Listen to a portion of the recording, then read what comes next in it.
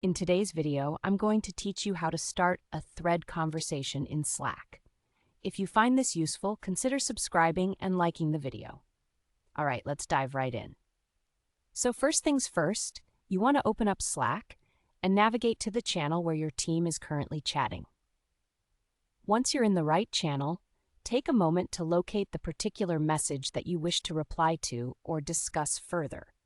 This could be a comment that you agree with, a question that you want to answer, or something that sparked your curiosity. Once you've spotted that message, it's time to move to the next step.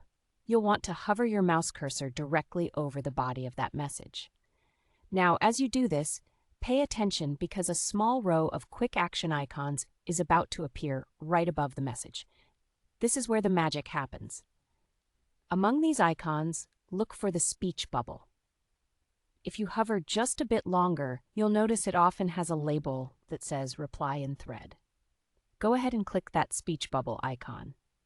This is your gateway to starting a thread conversation, and clicking it will instantly slide open a dedicated thread panel on the right side of your screen.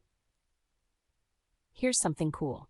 The original message you're replying to will remain anchored at the top of this panel. This allows you to easily keep track of the conversation while you type. Any messages you type here will be grouped together in the thread, which helps keep the main channel neat and free from clutter. This is especially useful in busy channels where conversations can easily get lost. Now, as you start typing your response, remember to keep it concise and on point. This is a chance to give your team your thoughts without jumping into the main chat, making discussions clearer for everyone involved.